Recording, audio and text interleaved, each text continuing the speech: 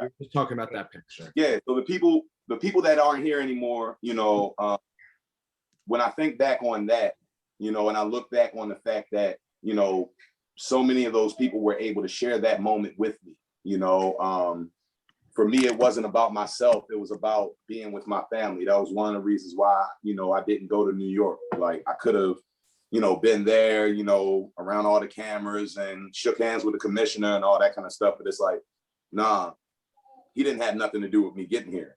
Right. Like I want people that I shared that experience with.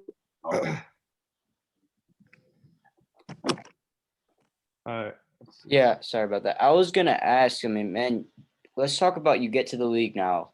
You're starting to kind of get adjusted to professional life. What were your favorite or the best moments upon just arriving as far as interacting with other players, interacting with teammates? It was dope. Like, I've never been like the type of person to like really like get starstruck or anything like that. Oh, and there's like a lot of relationships. It's like when you play college football, there's a lot of relationships that especially if you're somebody that people look at as this person's going to get drafted, in the next couple of years. Like there's certain relationships that you build before you even become an NFL player. Right. Me, it was much less about like, the excitement of like meeting this guy or that guy. It's like, nah, man, I'm trying to come in and like come at people's necks. You know what I'm saying? Like, when my rookie year, before the season, I was in Baltimore, but like I was working out at Ray Lewis's house. You know what I'm saying? Yeah. I was working, like with the same trainers as, some of, the best players in the game. I was really coming in hot, but like, to be on a team, to come in and be on a team and look over and see, Terrell Owens, in one locker, Paul Kozlowski, another, Fred Jackson, and like Marshawn Lynch. Yeah. You know what I'm saying? Yep. Like these were my guys and these were my teammates. So while I never really got like starstruck or like had that like moment of like, wow, I'm around this guy. Like the idea of watching film, right, and watching myself like going against Terrell Owens. You know what I'm saying? Watching myself tackling Marshawn Lynch. You know what I'm saying? Watching myself go up against these greats. I would have those moments where I was like, damn, like you hear? Yeah, so going on with that, talking about, all these different guys, this is a question that a lot of former players get asked. Did you have a, one of those, hey, rookie, welcome to the NFL moments, maybe in practice where you're expecting something to happen and you just got clocked? Yeah, not in practice, but we played Jacksonville. Good God, we played Jacksonville that year, and we played them down in Jacksonville. And I'll never forget this. Like my entire career, when I was playing either defensive end, rush linebacker, whatever, whenever you playing that wide 9 technique, or if you're playing like, a 5 or a 6 technique, people would always say, if you've got a 1 technique to your side, right, never spin inside. You know what I'm saying? Like, even if the tackle is like giving you the inside move, like never spin inside. Like you're exposing your back, like you're turning your back to your enemy, like you're leaving yourself open. And more than likely, the nose guard is not going to end up over top of that guard. So if you do beat the tackle, the guard is just going to be there. My whole career, even though people have said this, there are certain things where your whole career, you're talented enough to get away with it, even when people tell you shouldn't do it. It's like, you can't do this, but I can do it, right? like, no, what you mean to say is like, you can't get away with this, but if I do it, I'm going to do it in a way that it's going to work. So long story short, like at this point in the season, throughout the week of practice, we know that they give this certain look. And we say that in this look, we were going to shift a specific way, and it was going to be a 5-step drop back pass. So any pass rusher, you already know, like your ears are pinned back, like you're getting in your track stance. You're not worried about the run at all. Like it's get and go. So I get cocked in my stance, and the tackle, he can tell that I'm getting ready to be shot out of the cannon as soon as the ball comes out. So he's looking to jump set me, and I can tell he's about to try to jump as far and as wide as he can. And before the play even starts, it's like, I'm not supposed to go inside, but I'm spinning on him. So as soon as the ball snaps, I go 2 hard steps upfield. On my second step, as soon as I plant, I go right into my spin. And I chop his hand. It was beautiful. Like, I got him at exactly the right point that you're supposed to get it. I'm turning around, and as I turn around, your eyes always beat your body to the point. Yeah. So as I'm around in my peripheral vision, I'm looking automatically for where the guard is, because I know I'm gonna have to put a move on him when my body catches up to where my eyes are. And as soon as I catch him, he's locked eyes with me already. There's nobody on top of him. The nose guard is on the other side of the center. Like, I'm all the way, I'm butt naked from a football perspective. And he's just sitting there, and I can see him loading up. I don't remember the impact, because at the point that he engaged me, I still hadn't spun all the way around yet. But he was waiting on me. He was just like, yo, I wish he would come in here. And I did exactly what everybody told me I wasn't supposed to do, and he was waiting on me. I didn't think that it was as bad as it was, but when we watched it on film the next day, it was one of the most embarrassing 10 minutes of my life, because the coach literally made that one play last about 10 minutes. He rewound it 1,000 times. Like, how many times I told you not to do this?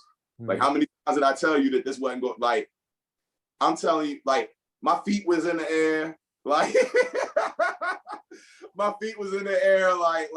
My head was look, it was not a good look. It was embarrassing to watch. I know that they got me on at that point. Jacked Up was still a part of ESPN's repertoire, so I know I was on there. It was just one of those moments where it was like, yeah, I gotta listen to exactly what everybody's saying. I can't get away with that. I could get away with that in college. I could get away with that in high school. I could get away with that in Little League, but this ain't that. Everybody here is a pro. Yes. Yeah, so I'm sure you got asked this question a lot too. So obviously you play with the Bills and the Jets. So what was it like just competing in the AFC East, especially against the Patriots those years? And what was it like playing against Tom Brady and Coach Belichick throughout your career? Who? I don't discuss those people. Say no. Not one of those guys. You said, how was it? It was frustrating as hell. That's what it was. I mean, we couldn't win. We could tell people all the time. Even when we were watching the Super Bowl, everybody was asking me for my prediction, and I was telling them, it's like, yo, I expect Patrick Mahomes to go in there and play an amazing game and do what he always does, but I'm never betting against Tom Brady for the rest of my life. And I decided that my second year in the league, because we had played them at that point, I had played them 4 times. Right. Going into the fourth quarter, we were ahead in 3 of those games, which for us was amazing, because it's like, yo, we were struggling to beat regular teams.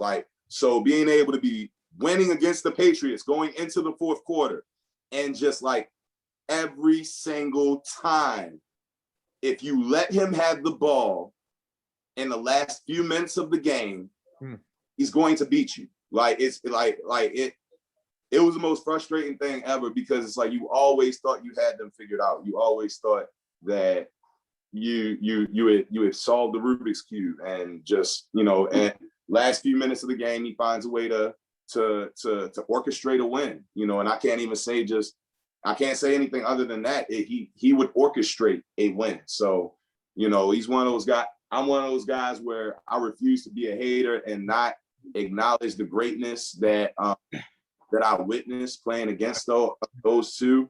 But, I'm still not one of those guys that say Tom Brady, greatest athlete of all time. Get out of me. But with a football in his hands, oh my, few minutes left to go in the game. Can't really tell me anybody deadlier. Man, I want to know another kind of division rivalry. Obviously, growing up in Baltimore, two-part question here. Were you a Ravens fan growing up?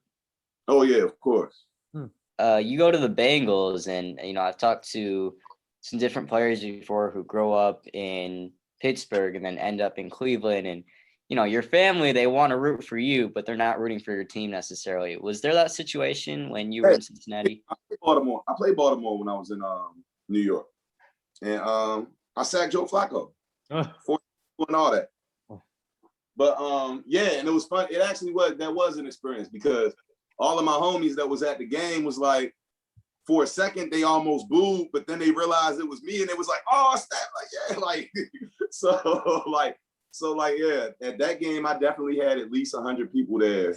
Like, I didn't get tickets for 100 people, but it was 100 of my folks at least that was in the stands that night, and they all told me after the game. It was a bittersweet moment for them because they always wanted to see me like playing for the hometown team, but playing against the hometown team and being successful, was something that was interesting for them because they were still happy for me, of course, but I'm going against a team. So it's like, yo, let Aaron get a couple sacks, but still let the Jets lose. Like that was their whole thing. It was like, you can get off as long as the team loses. And I was like, look, man, like I'm not being paid by Baltimore, so I'm trying to get this dub.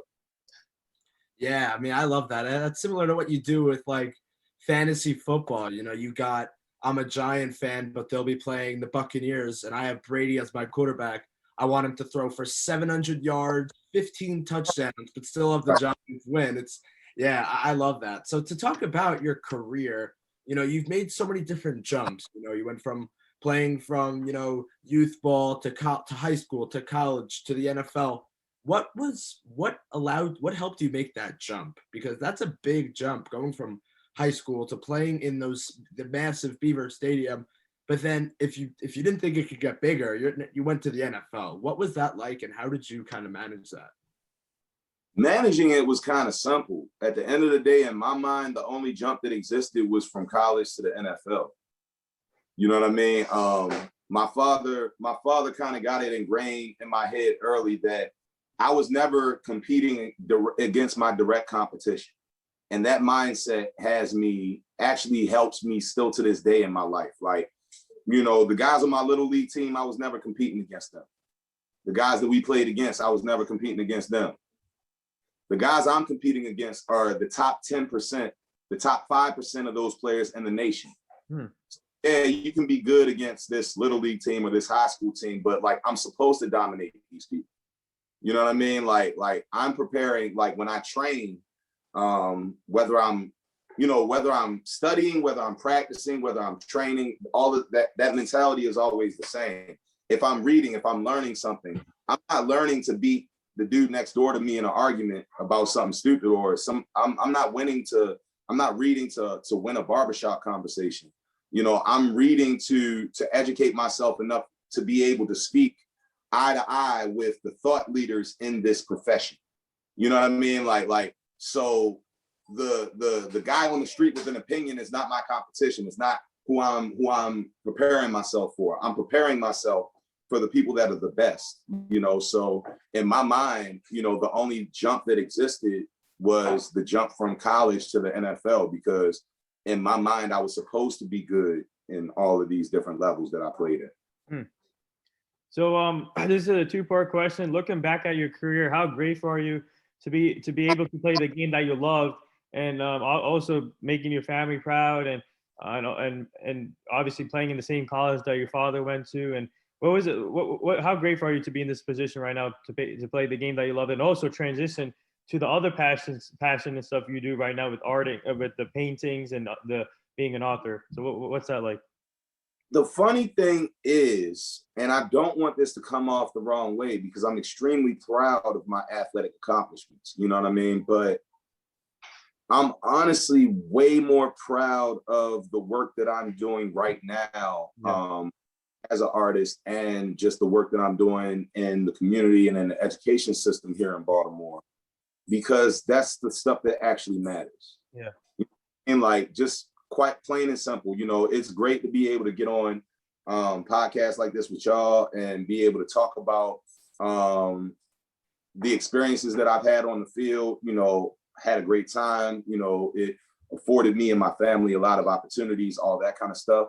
But at the end of the day, like, how much does a game really matter in life? Yeah. You know what I mean? Like, at the end of the day, if I were to drop dead right now and people buried me tomorrow, and at my funeral, the best thing they could say about me is that I was a damn good football player, then how much time in my life did I waste? You know what I mean? The work that I'm doing now is actually changing people's lives for the better. Kids, you know what I mean? Students. We talk about investing in the youth like it's a catchphrase, but I'm actually doing it every day. Like, I'm actually interacting with people in a real way that is going to impact their futures and their opportunities and their preparation for those opportunities on a day-to-day basis. I'm actually able to provide access and resources to somebody that cares about them and actually can give them the blueprint of how you get from point A to point B. Like, that's power in my mind. That's success. Like, my NFL career was only moderately successful by my assessment. You know what I mean? There's a lot that is to be desired if you just look at my accomplishments athletically. But I don't think that there's much that can be desired when you look at the impact and the sustained progress that we've been able to make, that I've been able to make along with the people that I work with here in Baltimore, in these areas, in such a short amount of time. But I would be ignorant not to acknowledge that without the football element, there's no way that I'm able to make as big of an impact in my community.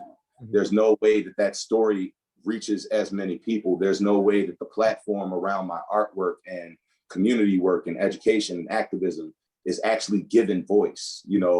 Even this conversation that we're having right now doesn't happen unless I'm an athlete, So I understand that, and I appreciate the doors that football has opened and the opportunities that it's created for me. But I definitely am way more proud of the work that I'm doing now than anything that I ever did on the athletic field. Mm-hmm. Yep. Like you were saying, the legacy is what lasts. It's what people remember. I want to know, for you, obviously your family is very involved in athletics. You have a cousin who's in the MLB, and I just know there's got to be that competitiveness between you both and the rest of your family. I got a few cousins in the league now. Cameron is in baseball, but Jalen plays for the Detroit Lions. He's a linebacker, a former Tennessee Volunteer. Jalen Reeves Maybin. He's the son of Marcus Maybin, who was actually another one of my cousins who was a star basketball player at Louisville, was drafted by the Sixers and got into a tragic motorcycle accident and got paralyzed. His son, now an NFL player, another one of my cousins. We come from a long line of athletically gifted men in my family and women. My mother was an All-American lacrosse player at Rutgers. Oh wow! Yeah, so that's amazing. Can you share some stories of maybe playing sports as a kid with your family, and how competitive did that get?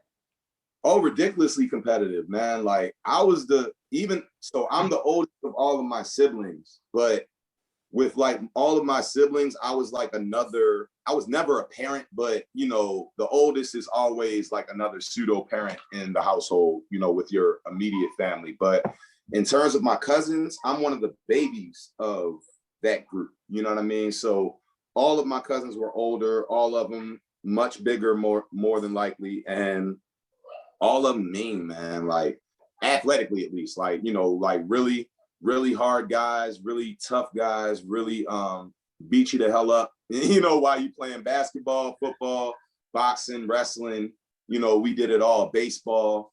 We were those Sandlot kids, those kids taking milk crates and making basketball hoops in the back alleyway, making crates out of different things that we find around the way, and having drag races in the streets, sneaking out of the house, you know, going 10 blocks down the street to a park we're not supposed to be at just so we could play baseball against the family a couple blocks over that be talking trash every day. Like, you know, that was us. Every day was just, you know, running around, fighting, playing, you know what I mean? Like running in and out of corner stores, get bubble gum and candy. Like, you know, that was our childhood, you know, and in our family, you know, all of us are ultra competitive. So, you know, we would play for push-ups. We would compete, you know, out on a basketball court, and then we would go into the weight room and be like competing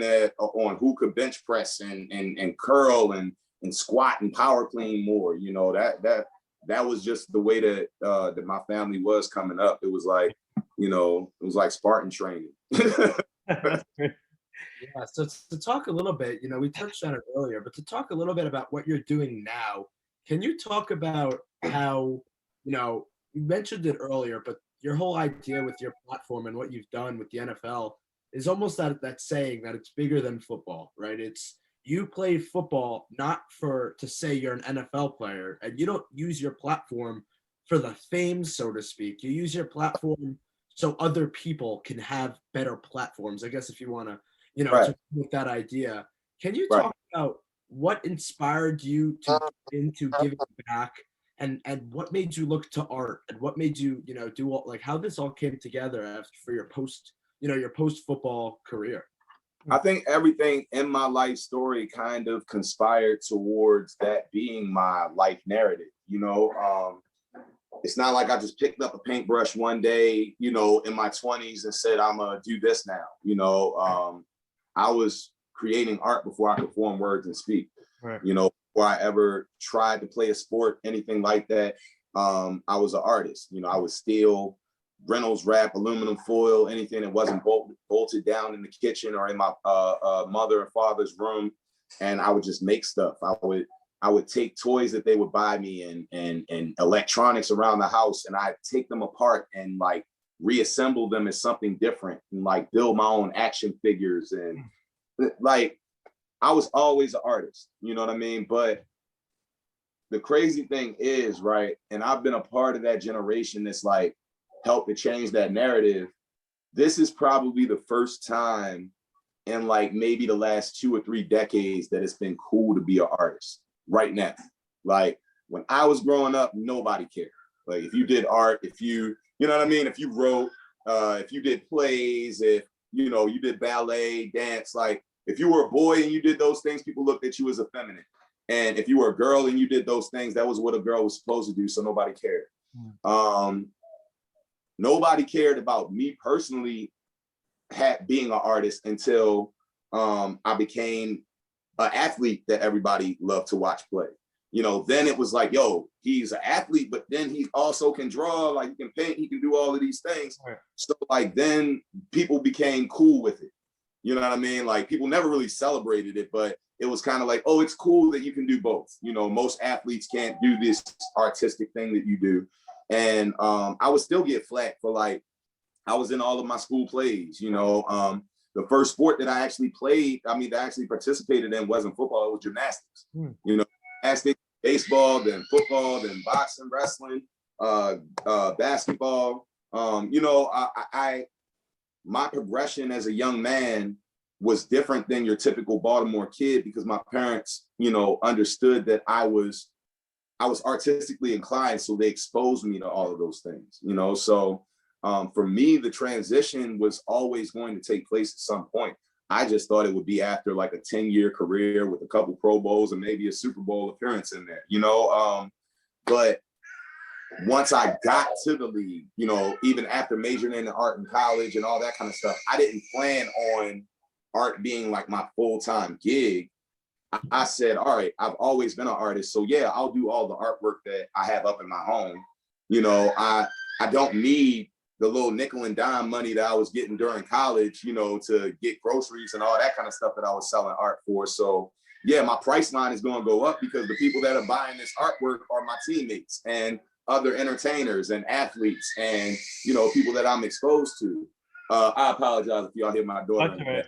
That's all right. she got a strong voice like a daddy. But yeah, understood that I would probably always be an artist in my life, but I thought that it would be more so recreational until a later point. I didn't see my life taking the turn that it had, but it was probably when I was in New York, and during that time, people were like their media department kept on hitting me up about like, yo, you should start an Instagram page. Like, you know, you're on Twitter and like, you know, you got a lot of people following you on Twitter, but like you should get on Instagram. I think, you know, our fans really would like to hear and see, you know, images from your life. And I'm like, images from my life? Like I'm a pretty private person. So it's just like, why do I want people in my business? Like, why do I want to be putting personal pictures out there for people to see? I didn't get what Instagram was going to be. And they kept on beating me down about it. They kept on saying like, look, I think it's going to be great. You're the one that gets to choose your content. So if you don't feel showing them anything, then just show them what you do feel comfortable showing. And I was like, well, look, if you're talking about it like that, all people would ever see from me is my artwork and like the stuff that I do like in the community with my foundation. They're like, that's cool. Like, show them that. I think they'll love that. So when I started my Instagram page, that's what I decided it was going to be. It was going to be not just like, it wasn't going to be pictures like you were seeing from other athletes of them in the club and, you know, spending on jewelry and a whole bunch of dumb stuff. Like, nah, like I'm going to show you the stuff that I'm doing that matters. Yeah. I'm not going to waste your time. You know, when I'm talking to you about something, I'm not going to waste your eyeballs and posting something that nobody really needs to see but me. You know, if I'm posting something, I want people to be able to see that this is going on. I want you to see that this is a project that I'm involved in. I want you to see this is a work of art that I completed to kind of help dismantle that stereotype of athletes not being multifaceted. And that was my passion. So I started my Instagram page and, you know, just started sharing artwork and all that. And being in the New York market, I started having like, you know, auction houses and galleries and things like that reaching out to me with opportunities to exhibit, you know. So I realized like, look, if this is what I'm going to be building, you know, my platform, my virtual platform around anyway, you know, why not start to build the platform for once I transition away from the game? Yeah. You know, what does that look like? What does this Instagram page look like once football no longer is a part of your life? Okay, then make it look like that right now. Don't even share a whole bunch of stuff about football. Mm-hmm. So because that was always my content, even once I retired and transitioned away from the game, people already knew that as my brand. I had already, you know, carefully, you know, crafted a brand for myself around the arts and education and community and activism that was authentic. So people really knew that it was who I was deep down at my core. And this is not just me jumping into another lane that I haven't prepared for years. Yeah. So I don't know how much time you have left, but we usually do this fun little segment on the show called the rapid fire segment. But before we get to that, obviously, the one thing I love about your paintings, I saw half of them on Instagram, and it means something. And it's amazing what you do. The artwork, the work you put into that, it's just amazing. And I think you're one of the best painters out there, in my opinion. I appreciate it. Yeah. So I want to ask you, but before we get to the rapid fire segment, I just want to ask you about one particular book you have out there. It's called Art Activism. So can you speak on that real quick and what that entails? Yeah, that was my first book that I published, man. And I think that was in 2016 that I put that out. And it's crazy because like the reason I titled it Art Activism was because a definition for that word, for that saying, didn't even exist at that point. Right. Now, if you go and you Google art activism, it's not just my book. It's a whole literature. It's a whole, like, it's a master class that you can teach on it right now. You know, and that's really, it's so new, you know, and the work isn't new. Obviously, there have been art activists, you know, for all time. Yeah. I didn't think that the definitions and titles that we were giving to these creators and their work was reflective of how powerful the work was and influential it was in maintaining movements and moving culture. You know what I mean? So to call somebody a protest artist, in my eye, is kind of like dismissive. Right. You know what I'm saying? That was what all these artists called before I kind of coined this term of art activism, you know, and now they're calling it artivism. You know what I'm saying? Like, and I'm cool with that. Like, never tried to trademark the saying or anything like that. I wanted to see it grow. I wanted to see artists start making less art for art's sake, you know what I mean, and more art message. You know what I mean? Like I don't think that, obviously they're not mutually exclusive. Like, I love art for art's sake. I just don't make too much of it. Right. You know what I mean? Like, if I'm spending my time, like 24 hours is not as much time as we give it credit for being, you know. So at the end of the day, I gotta spread that 24 hours out among a whole lot of different things. I like a lot of titles and hats that I. So if I'm creating, I need to be intentionally creating work that has a message that I want people to be receiving. It has to be creating conversations that I feel like are important in culture and society. It has to be actually illuminating an issue that I feel like isn't getting enough attention. I'm creating art with a purpose, you know what I mean? And I wanted to kind of put out a book that articulated what I felt like that was, what I felt like the responsibility and the role of an artist in today's culture is, and especially in today's social climate. And since putting out that book, I've actually published several books since then, but one of them was a workbook version of that of art activism that has been turned into a curriculum that's being taught in 27 schools across the city of Baltimore. Oh, wow. And 5 more cities have schools teaching it across the country. That's so it's been amazing to be a part of, you know, that whole movement artistically and creatively. And, you know, in all of my books, just like with all of my artwork and all of my writing, I try to have it really speak to something deeper in culture, society, and within ourselves that I want people to be taking in. So, you know, we talk about mental health and emotional wellness, we talk about trauma, we talk about racism, sexism, homophobia, xenophobia. We talk about political corruption and the ramifications of, you know, how partisan everybody is. You know, we talk about the things that in my mind are the real movers of culture, right. and art plays a role in that.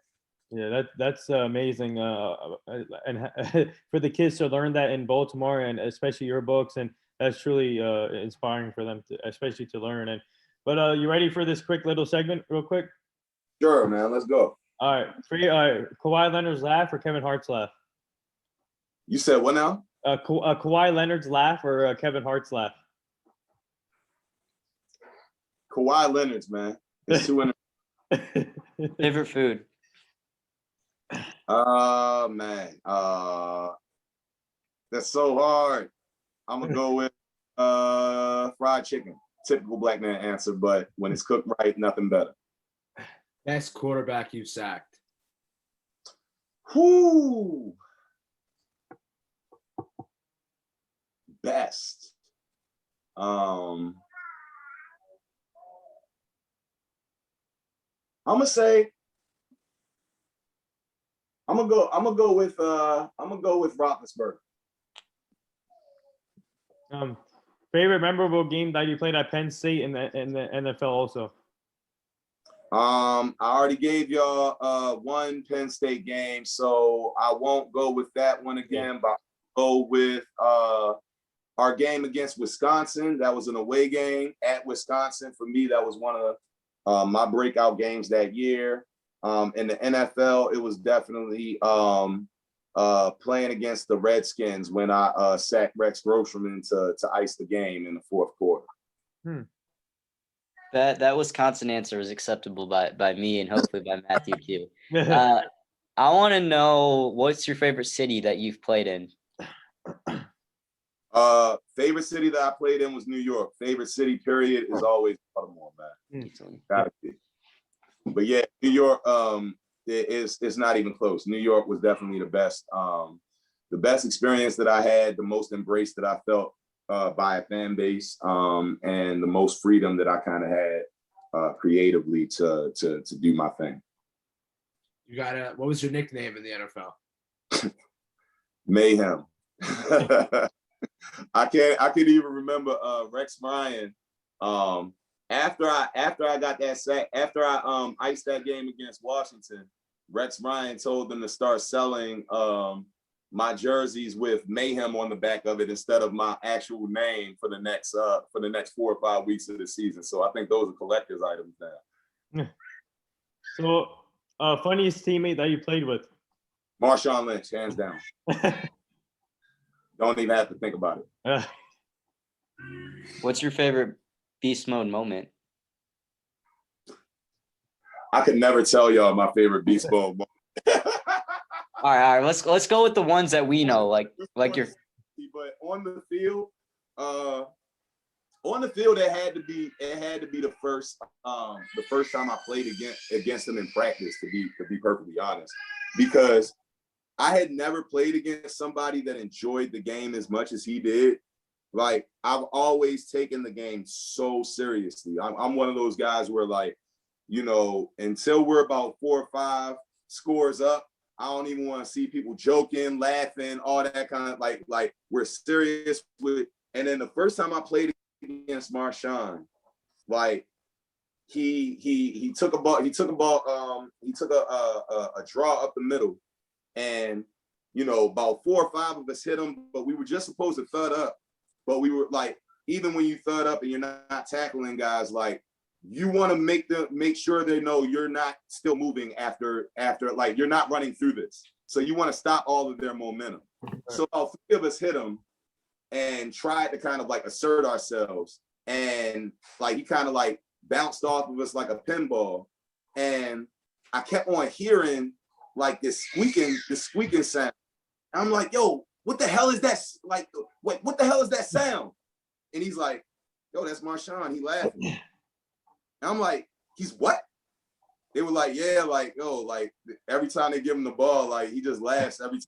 Like if somebody tries to tackle him and he breaks the tackle, he just starts laughing. Most of the time when he gets caught, he's not even getting caught because they're faster than him. He's getting caught because he's cracking up while he's running. And I'm like, nah, there's no way that's like they're joking with me. Lo and behold, about 3 plays later, they gave him the ball again. Mm-hmm. This time, sweet. And I'm chasing him this time, so I'm trailing. And I'm actually listening. And like, he's definitely laughing at us. Like, and this is a talented defensive team that he's playing against. So I'm like, man, that's crazy. Like, for me, like, I had never seen anything like that to that point. Have you ever been offered a handful of Skittles? Nah, man. Nah. Ain't nobody want none of what Marshawn had on the sideline, man. He was just different. Like I said, some people,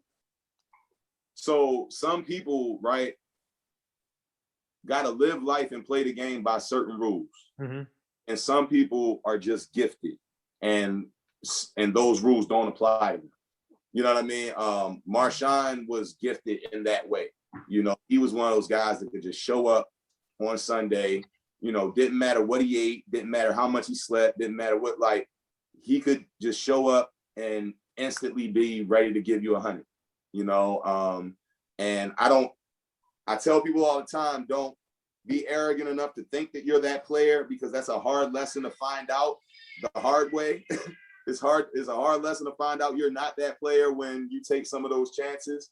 But he was one of those guys where you never, as his teammate, felt like a guy could have played harder than he did.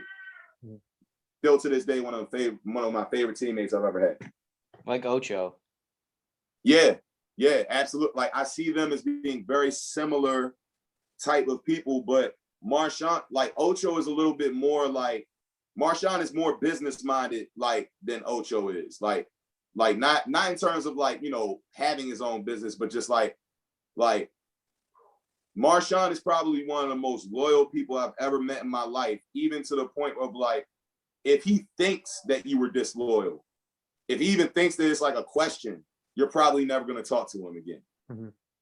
Ocho never gave me those vibes. And again, like, I wasn't teammates with Ocho at the point that I was in Cincinnati, but I've been around him enough time to be like, all right, he's a solid guy, but he's a real fun-loving dude. Like, he's always going to be laughing and joking with people. Marshawn is like, you got to be in a circle. You got to be in his circle to see that side of him. Yeah. Other than he's just going to be couple word answers and keep it moving. Yeah. So another great question that I got, do you remember who your draft night comparison was? If not, who would you say somebody that came before you that was similar to you? Wow. The only one I can remember, and so many of them were off, but the only one that was like relatively close was actually the people that said that me and Aaron Schobel had similar body types. Who guy that was playing ahead of me when I got to Buffalo. I was basically a younger version of what he was, you know, when he first came into the league. We were both kind of undersized guys that were high motor, you know what I mean? Get to the quarterback, chase runs down, you know what I mean? Set up the running game, using leverage and all that kind of stuff. But I know that there were a whole bunch of other names out there that people were using. I just can't remember the other ones right now. But Shola was the only one I looked at, and I was like, all right, I kind of see where they're coming from with this. Mm-hmm.